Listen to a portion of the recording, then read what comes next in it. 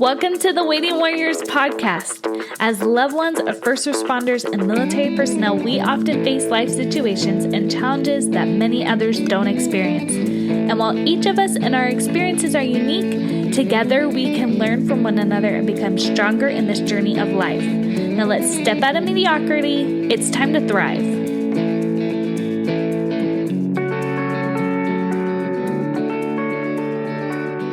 Welcome to today's episode. I do need to do a real fast introduction for today because as my lovely sister was editing this episode, we realized that during the interview, Esther and I didn't explain some things very well, and we kind of went into a business vernacular that not everyone might be aware of. So, Esther is a wife of a retired Marine, and her story is amazing. I think you guys will really like it and just be touched by her strength and persistence. But she runs a VA or virtual assistant agency, not VA like Veterans Affairs, but virtual assistants. So I am so sorry. We didn't clarify that very well. But she has a class which explains more about what it is to be a virtual assistant and what they do. And then she also has a course that teaches you how to become a VA, both of which I'll link in the show notes. So now, without further ado, let's hear Esther's story. Hi guys, welcome to this week's episode on The Waiting Warriors. This week we have Esther Inman. Hi Esther, and welcome to the show. Yay! Thanks for having me. No problem. Esther, how about you tell us all what's your background, kind of your history as a waiting warrior and all that. Yeah, so thanks so much for having me on the show, and for everybody listening, hi. Excited to be here and just share, hopefully something that's inspiring and helpful, and I'm all about trying to give as much value as possible in whatever time that we have. So today I wanted to just go into a little bit about, I guess, my background and how it connects to, the waiting warrior theme. Basically, the story begins about, 6 years ago. My husband was active duty Marines. I'm from San Diego. That's where we were based at. And he's active duty Marine Corps. And I was just really miserable trying to balance having a corporate life and a corporate career with also trying to be a mom. And people who listen to this get it. I was pretty much a single mom because my husband was either deployed with a moment's notice and then gone for months at a time, or he was working nights at this time. So we literally didn't see him all week. I was on my own with a 2-year-old. And I had gone to college and I loved my career and I really wanted to keep pursuing that. And it was so frustrating to me that I felt like I had to choose because I couldn't do it all. It was impossible. My life was commuting an hour to work, dropping my kid off at daycare before the sun was even up, commuting an hour back home, shower, bathe, dinner, bed, do it again the next day. And I was so depressed. And so I don't know. I don't know if anybody else has ever had that moment where you just feel like, so this is it then? Like, I'm just going to do this until we die? Like, this is the American dream that we were all supposed to be working for. That's why I went to college. Like, this can't be it. And so I really started to be uncomfortable. And usually when we're uncomfortable, that means that, something's going to change. So I was very depressed. I was crying a lot. My husband was, trying to be supportive where he could, but he has a career in the Marine Corps. He's gone all the time. Like, he can only do so much. He can't quit his job, right? So I quit my job. I was crying in my hotel room, and I remember the breaking moment was when my son no longer cared to Skype or talk on the phone with me anymore. He was just like, because I was just gone so much. I was traveling for work at this time. And it broke my heart. And I was just like, oh my gosh, well, this is pointless. I don't care about how much money I'm making. I don't care about all of this because he's the reason, right? And he doesn't even care about talking to me anymore. So what's the point of this? So I put my 2 weeks notice in the next day, and we didn't have a ton of savings. We had a tiny bit. I cashed out the little bit of retirement that I'd put away that year. And that was it. That's all we had. But in 2 months, I was able to start working virtually as a virtual assistant. And over time, I started mentoring other women and helping them to learn to be virtual assistants. But the bigger deal is I just built my own virtual agency, helping business owners around the world do things online. Through that, I would say now 2 years ago, I've been doing this for a total of 6 years. So now 2 years ago was when my husband was getting close to getting out of the Marine Corps. His 10-year contract was ending.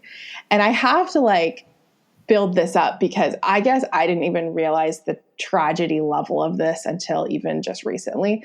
My husband was going to be a career Marine. He'd known that he'd wanted to be a Marine since he was a kid. His dad was a Marine. His grandpa was a Marine. They'd done Vietnam and the Korean War. So this was his legacy.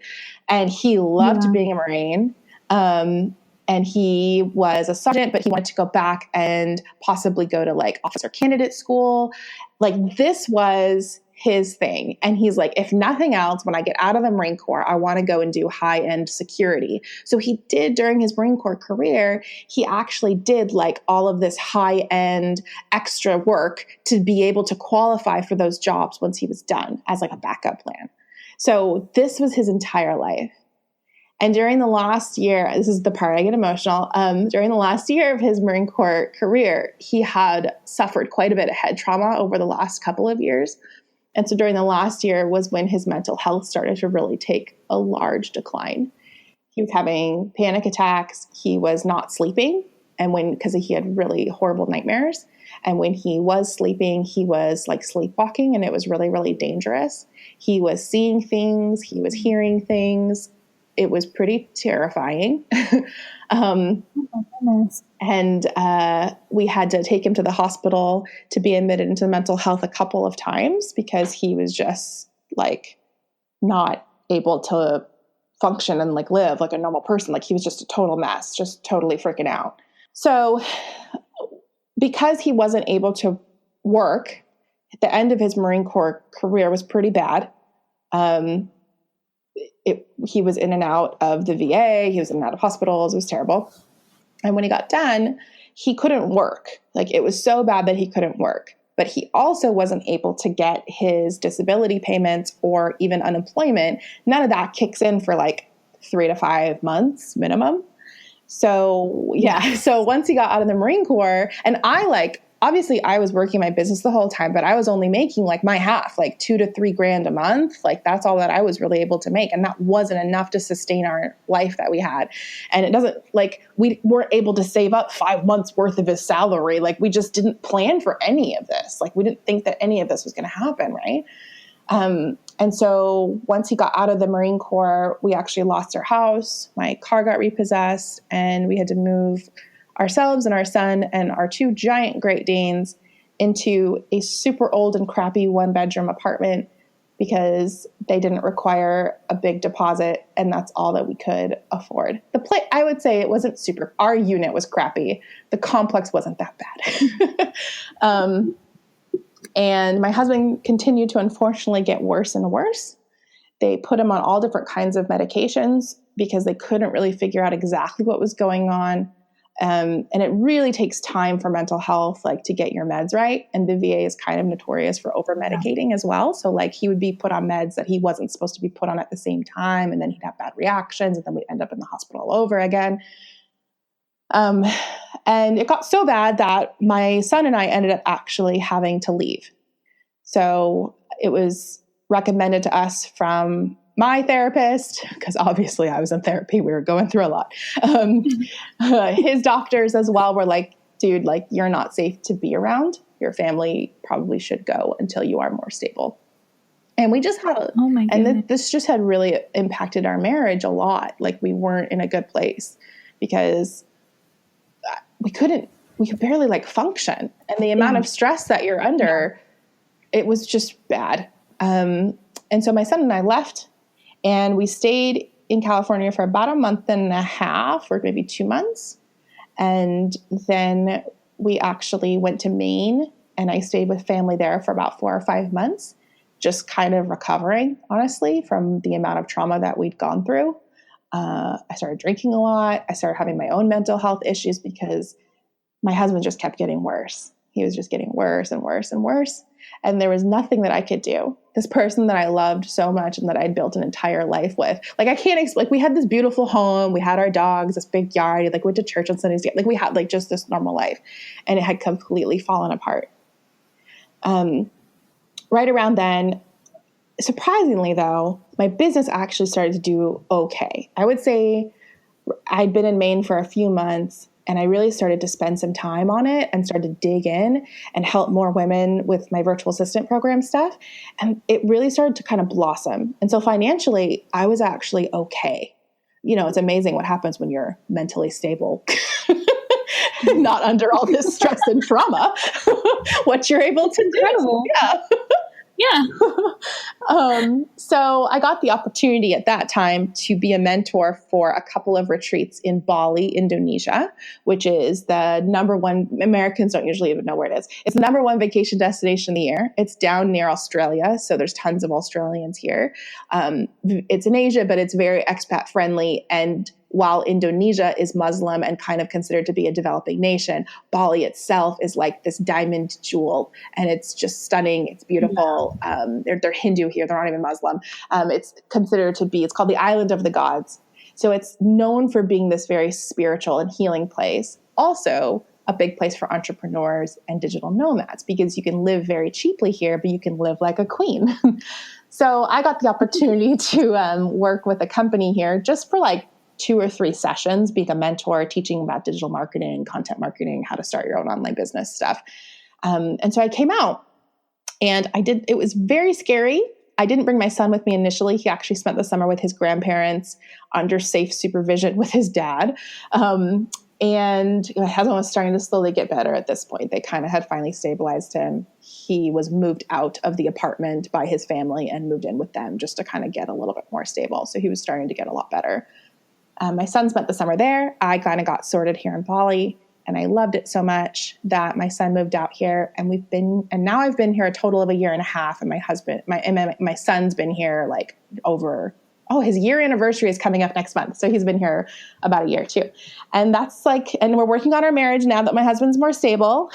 He kind of comes and travels with us for a few months at a time, or comes and stays with me in Bali for a few months at a time. But he's still kind of getting his medication sorted in the States, and he's dealing with some legal repercussions of what happened when he kind of fell apart.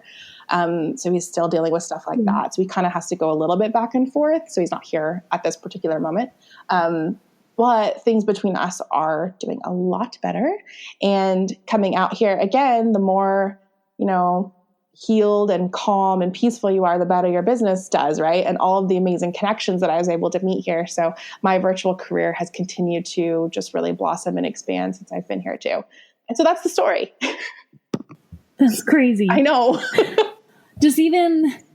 just like you had the life that everybody dreams about when they're 12 years old. And then because of just some random misfortune, things went spiraling. But I know that that's something that a lot of people deal with. Like, I'm not saying the whole head trauma leading to mental illness. I'm sure there are people who deal with that. But even just the things did not turn out how you wanted them to. Yeah. But I think that there actually is a lot of mental health stuff that does happen in the military, and it's a story that does get told. Yeah. And it needs to be told more, but because there's like 2 sides to it. I see, like, life did not end up how you wanted, but it didn't end up how you wanted because the person you loved could no longer function, and largely due to the service he gave to his country. Yeah. And it was more frustrating because we couldn't get any charities to help us because he wasn't considered to be injured during combat. And so we didn't qualify for any help. Oh, and to me, that's just such a problem that there are families and service men and women that have negative repercussions from the service that they give. And yet in a large, extreme way, they are left to deal with those repercussions by themselves. I just think that's a problem that. It's very frustrating. Yeah. And like, it's hard too, because when you have mental health issues, you're in no condition to be able to advocate for yourself and to be able to work through the BS that the VA is going to put you through when you're trying to get care. So like him getting care was a job for me. Like I had to basically work to try to get him help and try to get him the appointments he needed and talk to this person, like it was just a total and complete mess. And thank goodness now he's more stable and he can do some of that himself, but it's still a mess. Like he still doesn't have a good therapist, for example. And that's a whole big process to try to get somebody else. And it's just, and it's your life. Like it's your life. Like if he doesn't get the help that he needs, then he is suicidal. So it's not just like, oh, 22 veterans a day. That's so sad. It's like, well, we're not really helping them, guys. Yeah. And next month is Suicide Prevention Awareness Month. Like maybe this is something that we can pay more attention to. Like how do we, I don't know, like with prevention, it's why are we waiting until people are at such an extreme point before we help them and we care? Right. And making sure that people know about the resources, because there are tons of resources available. It's just a lack of education already within the system and a lack of education outside of the system, so that people who are coming in are like, well, wait, what do I do? It sounds so miserable. I'm thinking about when our first baby, my husband was in the military, but I was still on my parents' insurance. And so we just decided to keep both because I thought that would be better. Smart. And that was a really foolish decision. Was it? Oh, I thought it'd be smart because then then you wouldn't have to pay anything. That's what I thought. And we didn't. But TRICARE is so good anyways. I really just shouldn't have worried about it. Like we would have only ended up paying like $50 or anything. But it was so many phone calls and so many so much paperwork and stuff, but it was like listening to you. It's like, that wasn't even that much.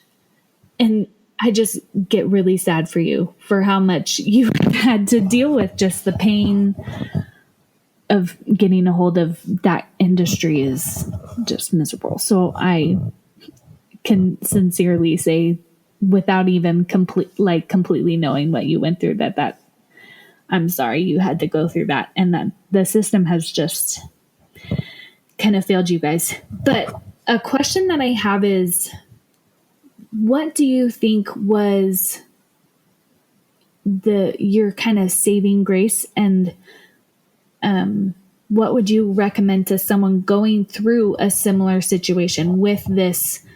It's a difficult reintegration. Like his life has been shattered, his dreams have been shattered, but also your life is completely changing. Yeah. So like, what was the things that helped me to get through it? Yes. Oh gosh, lots of things. So one thing that helped was asking for help. I asked to stay. It was so humbling. I cannot tell you, having to ask a friend to pay your water bill so your water doesn't get turned off the next day, having to ask your mom's random friend for work if you can go stay with her because your husband's having a manic breakdown and you don't have a car, so you can't leave. And she says, you come on, take an Uber to my house and you can take my car. You can borrow it. Like, people are willing to help, but you have to ask because they don't know always what to do. And that was something that is very, very humbling and was very difficult when I had to get to that point. And I think I also learned at the same time, there's a flip side to it. I also learned who my real friends and people were, because there was people who showed up and were like, oh my gosh, here's a grocery card. What else can I do for you? And then there was other people who it made them uncomfortable and they kind of just didn't care enough. And so they kind of just didn't even really, people I had thought were very good friends that had been long-term friends. Mm-hmm. They didn't ask about me. They knew what I was going through and they just didn't do anything. And so that was a big eye-opener to me as well, of oh, okay, I know who my people are, and keep your know who your good people are and keep them close to you and ask them for help when you need it. And at the flip side, show up when other people need it, because it's going to come back to you, right? So you're going to go through something and you're going to need it. So show up when somebody needs it, even if it makes you uncomfortable. Like, oh, their whatever died and it makes me feel weird and I don't know how to be around them. Who cares? Doesn't matter. They just need you, literally just to sit next to them. So that was something that I think made me a very empathetic person. I think that another thing that got me through it was spirituality. I was raised Christian, but I'm pretty liberal. I mean, I live in Bali, so I'm like very open to lots of things, but my foundations feel very connected to God. And I grew up just journaling and praying every day. Now, how that really manifests itself during tragedy is that was literally what got me through it, because there were days that I didn't want to get out of bed. I was so depressed and my life had fallen apart, and I'm sitting in this like pay by the week studio in Maine. My entire life had fallen apart. And I was very sick. I ended up getting like an actual physical illness. I got, what's the thing where you like have a cold for like 6 weeks? Bronchitis. I got bronchitis really bad. No health insurance. So I had to go to the public clinic. It was awful, you guys. I can't even tell you. I'm laying in my bed crying, and I thought I was going to die because I was in so much pain and so uncomfortable. And I remember just praying and praying and praying. And every day I prayed, and every day I journaled, and every day I asked God for help. And every day he would show me the things that I could be grateful for that day and gave me hope that this was not the end. There is a light at the end of this tunnel. There's many lights to come. It's going to be all right. Stick with me, and we're going to get through today. We're going to get through the next minute. We're going to get through the next hour. And that was something that really helped me to get through it, was just being connected to something bigger than just yourself in that moment, panicking because your whole life's falling apart. Yeah, that's beautiful. So we're running out of time, which is a really big bummer because I feel like we could talk for a lot longer. But I do want to talk with the listeners about your VA agency, because I know what it's like to be wanting to contribute financially, but that's really difficult, particularly for waiting warriors, because if your husband's a first responder, then he's gone all the time and at like weird hours. And if he's military, then you're moving, he's gone. Like, it's hard to keep a job when you're moving every 2 years, like just a little bit different. So could you tell people about that, if that is something that they would be interested in? Yeah. So that was the whole reason why I started it, was because I was in the exact position, right? Like my husband got deployed for almost 9 months, and we had a 30-day notice. Like, it was awful. And that's like normal. Like that's how all the other times he would be gone for 1 to 3 months, and I would have maybe a week's notice. So it's not like this was our reality. And then, like I said, otherwise he worked nights. So I was just alone all the time. So if my son's sick, I have to be home. If he has a school holiday, what do I do? Like, it was horrible. It was so frustrating. I wanted to create something that was just my own. I wanted a career or just anything that wasn't about my husband's career, that wasn't about the Marine Corps, that wasn't about my son, that wasn't about cleaning my house and running errands. Like, I have my own aspirations and passions and things that I'm into, and they're just as... You mean you don't want to walk your car all day long? They're just as worthy. Exactly. That's what I feel like. I feel like I was like, that was the answer, was like, well, just be a stay-at-home mom and just be content with that. I'm like, oh, sorry, I ain't. So I started being a virtual assistant, and I just think it's the most amazing opportunity. I couldn't believe that the other military wives on base didn't know about it. And I was asked for so many referrals all the time by people. Like, I literally had so much work that I had to expand very quickly, because if you do a good job, then you're in high demand, because there's a lot of people who suck, right? Yeah. So none of the military wives knew about it. So basically being a virtual assistant is the same, just like being an office assistant or an executive assistant, or you can sometimes you do stuff with digital marketing or content marketing, like writing a blog or something. And so I put together a program that literally teaches you from day one, in 90 days, you learn everything you need to know to start making money as a virtual assistant, making a minimum of $20 per hour paid virtually. You work on your own time, whatever you want. You can work at night, you can work during whenever. And in 90 days, you go from 0 to 100 to be able to do it. And I also teach you how to find work. And then I offer internship and experience, because that was the other thing I kept hearing is like, I know how to do that stuff. I took a class on it, but I don't have any experience, so nobody will hire me. So we offer internship experiences. We offer, we teach them how to find work. We try to match them with clients. I have a whole network of business owners that we kind of feed the VAs into to try to get them work as soon as possible. And we have over 100 women who've gone through the program now. And it's something that anybody can do. Literally, if you have a computer, you can do this. It's not super technical. It's not difficult. And I have a free class that talks more all about it. You just go to bit.ly/VAI and then class. So it's just bit.ly/VAI class. Got it. And we'll get that link in the show notes. Yeah. And it's a free class. I talk all about everything that you need to be a virtual assistant. And then I do have a training program, and I talk about that at the end as well, if that was something that was interesting to you. And I even offer a military discount. So it's really for everybody. Hey, that's awesome.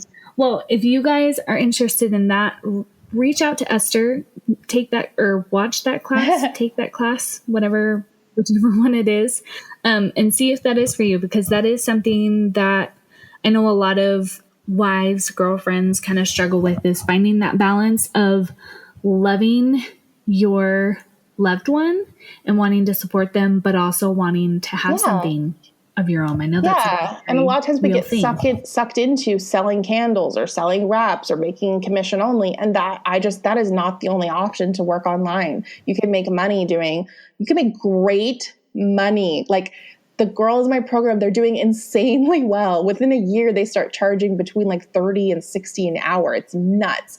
And so it was a no-brainer to me. I was like, why are we busy selling candles? This is stupid. You can make good money doing all kinds of stuff. That's awesome. Well, I want to end with the final question that I ask everybody. What is your key to thriving that you want to share with fellow waiting warriors? Yeah. I guess that the biggest thing that I would say has helped me, besides some of the stuff I already talked about, was really sorting out what success means to you and what success looks like to you. Because first of all, it's going to change based on the different phases, because I first thought that success was me living in suburbia in my big house with my 2 dogs. And you know what I mean? Like I thought that was it. But now it's changed. Now I live in Bali in a villa with a pool, and I ride my little scooter with my son around. I have staff that take care of all of the cleaning and all the errands. Like that's what it was for me. But I don't live in a big fancy villa. It's like small and cute and easy. So it really, like, everyone needs to figure it out for themselves and stop comparing yourself to everybody else. There is no rules to this.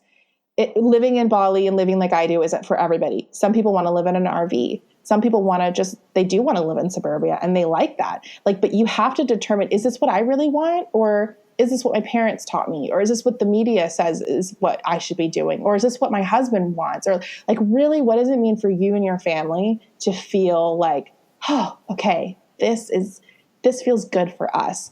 Just design a virtual career, design any kind of career, design a life that you love and that you're proud of and that gets you excited to wake up for every day, and isn't just trying to chase after what you see on TV or what was taught to you or what your kids are wanting, a new cell phone because all the other kids have it. Like, really define what it is for you, and you will end up having so much more joy in your life, because you can feel like you made it, and I'm only 32 and I feel like I already retired. Like, I'm like, I did it. I'm good. So I'm not special. You heard my story. I'm a freaking mess.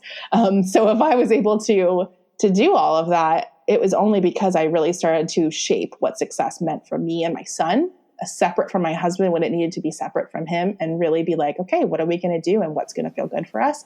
And I didn't listen to everybody who told me I was nuts. Never listen to the naysayers when you know you're going after what you want. I think some people mean well, but they just have and see some of the questions they had, like, how are you going to educate your son? Or what about this? Like, those are fair questions to ask that I had to think through. But otherwise, this isn't their dream. their brain can't even fathom what you're doing. So they're of course going to be like, no, danger, Will Robinson, don't go there. But you have to do it. And then you can be like, look, see, my life's awesome. And, oh, okay. I try not to blame people for being negative or naysayers. Like, they have their own frame of what's normal and what they want to do. So, you do you. Well said. Well said. Well, thank you so much, Esther. If people want to reach out to you other than checking out that class, how can people connect we with have you? an amazing Facebook group, and we post legit virtual jobs every single day. We email them out every week. That would be a great place to connect with me. You just go to facebook.com/group. I don't know why, but for some reason, the audio for Esther went completely blank here. But if you'd like to connect with Esther, the best way is through her free class, and I'll link that in the show notes. Or you can check out her Instagram, Virtual Assistant Internship, and there's a link there. Or go check out her website, www.virtualassistantinternship.com. Well, thank you so much for being on the show, and for all the listeners out there, I will talk to you next week. Thanks again, Esther. Hi, guys. I hope you're enjoying this podcast. I know I've been learning so much, so please share with any friends and family you know, whether you know someone who is a waiting warrior, or if you just think one episode can shed some light to friends and family about what you're going through. Share. And always remember, we're stronger together, and here we can thrive. Until next time, have an awesome day.